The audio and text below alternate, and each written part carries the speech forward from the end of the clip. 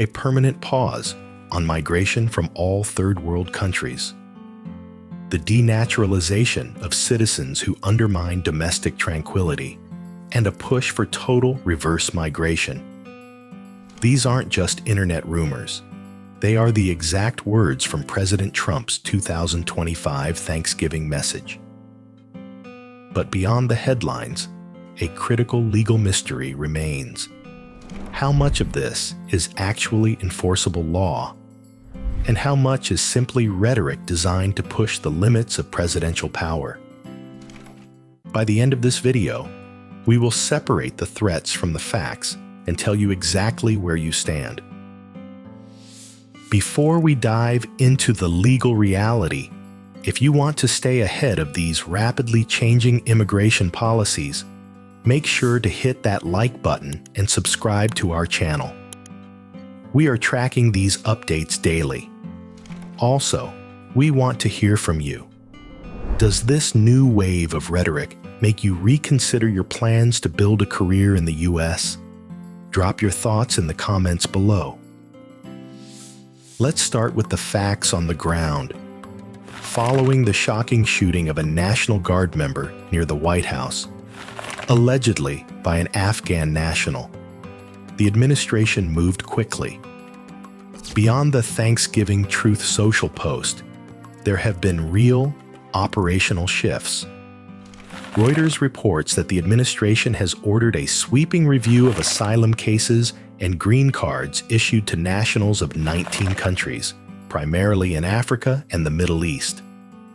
Furthermore, USCIS has been directed to indefinitely suspend processing for Afghan nationals, while vetting procedures are overhauled. However, it is crucial to distinguish between targeted reviews and a total system shutdown. Currently, there is no executive order or statute that automatically cancels existing H-1B-01 or STEM OPT statuses. The system hasn't collapsed. It is facing extreme scrutiny. As attorney Chris M. Ingram clarifies, no president can unilaterally cancel a valid visa or green card by social media decree. U.S. immigration law is grounded in statutes and the Constitution, and every removal or status revocation case still has to go through legal channels. Do you think these targeted reviews are a security necessity or an overreach? Let us know below. While current visas remain valid, the threat of a permanent pause looms large. But is a blanket ban on the third world even legally possible? In a landscape shifting this fast, having the right legal strategy isn't just an advantage, it is essential. Don't navigate this alone. Visit breakthroughusa.com today to start your visa journey. You can book a free consultation with the law offices of Chris M. Ingram to understand your options and secure your future before policies change. So, can the president really hit pause on migration from the entire developing world? Legally, the president does have broad authority under INA Section 212 to suspend the entry of foreign nationals, a power we saw used during the travel bans of the first Trump term.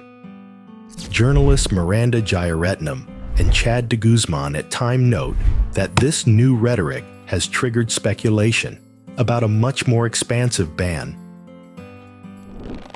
However, legal experts argue that a blanket, permanent suspension on all third world countries would almost certainly be challenged in court as overbroad, discriminatory, and inconsistent with U.S. treaty obligations. For STEM professionals, the realistic threat is likely not an immediate invalidation of your status, but rather country-specific tightening, meaning more rigorous security checks, longer processing times, and narrower visa issuance for specific nationalities. The courts have dismantled parts of these bans before, and the legal battle lines are already being drawn. Do you believe the courts will uphold a ban if it targets entire regions, or will they strike it down as unconstitutional? Attorney Chris M. Ingram notes, "For our STEM clients, especially those in lawful status or already naturalized, the most effective response is not panic, but preparation. Keep your records clean, maintain status meticulously, and work with experienced counsel so that if policy shifts create new obstacles, we are ready to challenge them case by case." While the courts battle over who can enter, an even bigger logistical nightmare is being proposed for those already here. Is reverse migration actually possible? The president's message calls for reverse migration to remove what he terms illegal and disruptive populations. But beyond the catchy slogan, is a mass deportation program of this scale actually executable? Nonpartisan analysis suggests the numbers simply don't add up. A report by Stateline cites estimates that deporting just 1 million people a year would cost a staggering $88 billion annually. The American Immigration Council warns that arresting and removing everyone is nearly impossible due to the sheer lack of detention space, courts, and personnel. Furthermore, the ACLU's 2024 legal memo highlights that achieving these goals would require extraordinary, unprecedented, and often illegal steps that would bypass due process. Attorney Chris M. Ingram's office analyzes the situation this way. From our perspective, this looks less like a clean policy shift and more like a political tipping point. As the administration pushes the legal framework to its outer edge, courts and voters are being forced to decide how much of the rule of law architecture they are willing to see dismantled. If deportation is a logistical nightmare, there is an even more personal threat for those who have already followed the rules. De-naturalization. Can your citizenship really be stripped away? Perhaps the most chilling line in the president's message is the promise to denaturalize migrants who undermine domestic tranquility. However, constitutional law is particularly clear here. Supreme Court scholar Steve Vladek emphasizes that current statutes make it exceedingly difficult to revoke citizenship. Denaturalization is limited to very narrow grounds, such as proven fraud in the original application, and requires strict due process. For naturalized STEM professionals, the legal bar remains incredibly high and cannot be lowered by rhetoric alone. Do you think the definition of domestic tranquility could ever be legally expanded to include political disagreement? Attorney Chris M. Ingram offers this vital reminder.